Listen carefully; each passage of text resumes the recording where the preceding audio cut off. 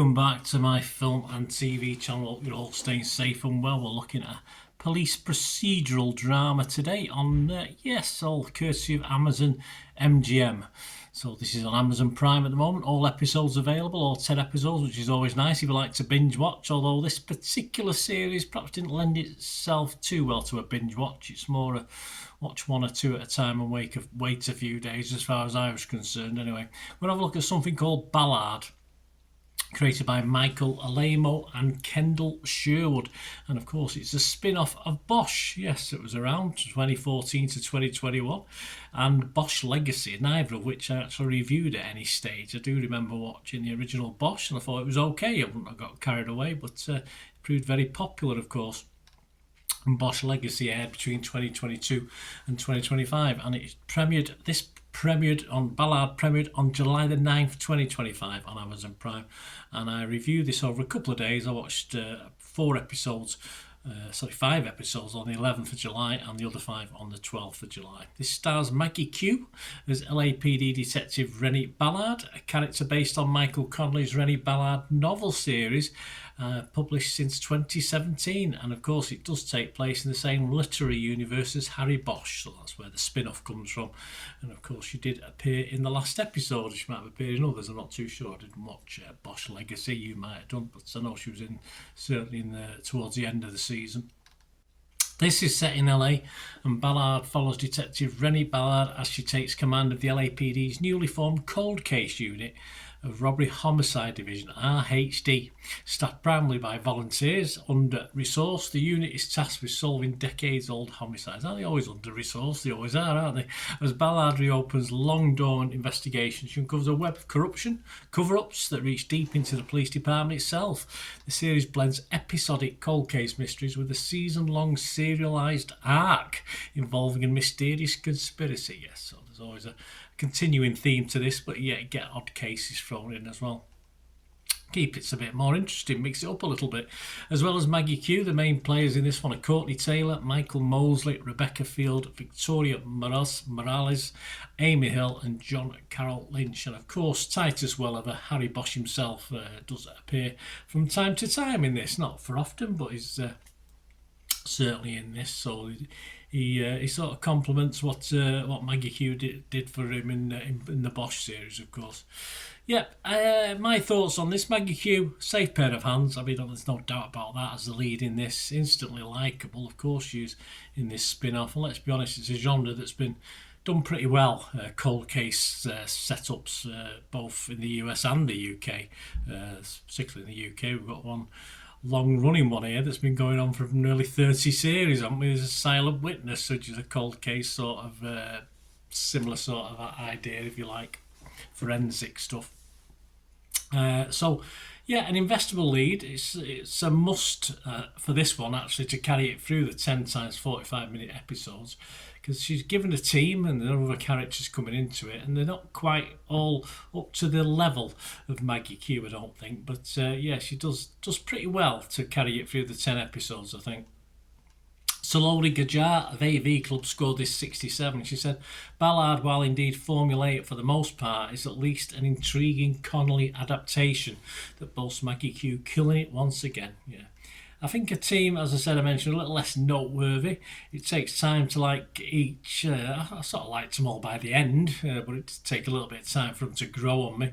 Rebecca Field and John Carroll Lynch characters are ultimately investable, but perhaps more interesting, I thought, is the intern who becomes more central to the plot and then sort of fades out again as it progresses, played by Victoria Morales. I think Victoria's role could have possibly been built on more, but I think they tried to spread it about a bit past Maggie Q. And personally, for me, the weakest character is probably the more serious troubled role, although Maggie Q's is a little bit troubled in itself.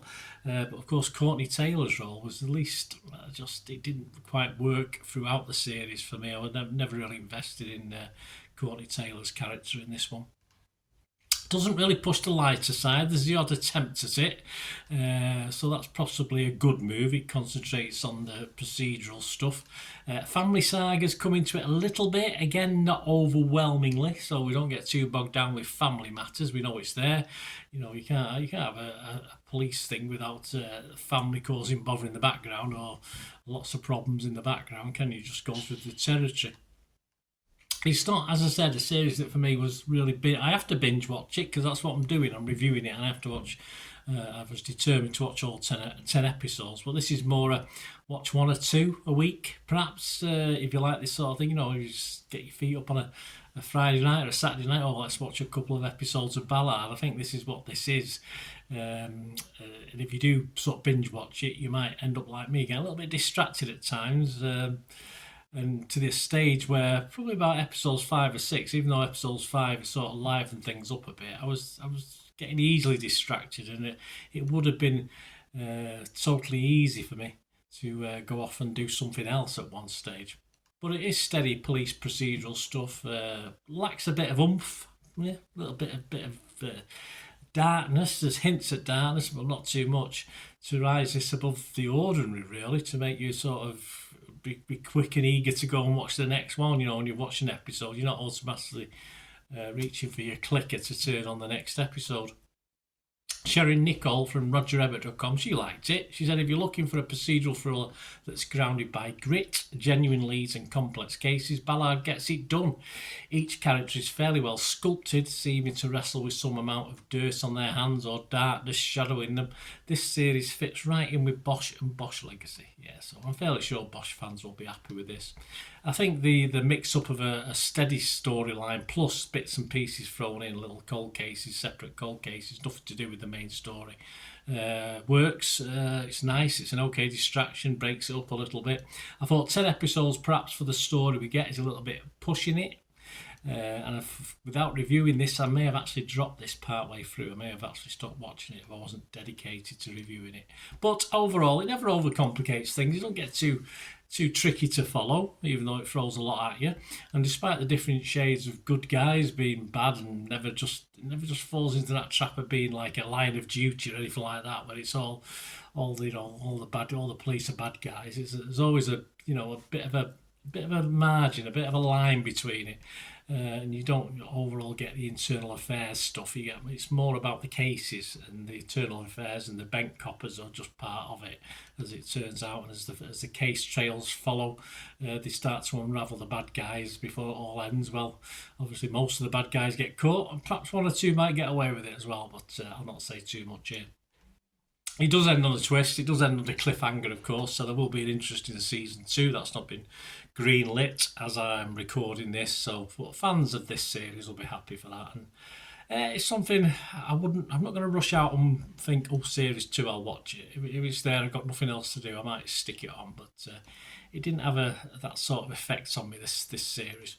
Others have genuinely happy with this. Rotten Tomatoes, only 10 critics, and they're all fresh. And yeah, despite my reservations, I'd have to be fresh as well, so I'll make that 11.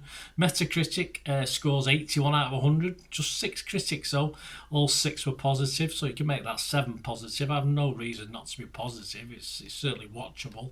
And the Rotten Tomato audience, 74%, that's good. Internet Movie Database, by episode, it ranges anywhere between 7.3 and 8.1 out of 10, which is what you tend to find with series. It always sort of scored very high independently anyway.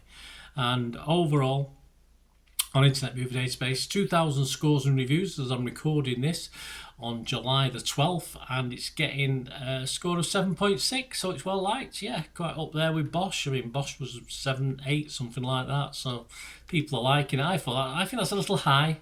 It's okay to good police procedural drama for me. That is perhaps getting some afterglow as well from the Bosch original. As it didn't thrill me or get me crying out for more, I'm not as high, but I would say recommend it for fans of this sort of type of genre or Bosch fans. And of course, you've got to remember, I still miss Vera and Frost, so you know that's the level that's the level of police crime drama I'm coming from, and it's okay, it's fine. Maggie Hughes does really well. As I said, some of the other characters grew on me slowly as well. So I'm going to give you this my watchable score, which is a 6 out of 10. I thought it was okay.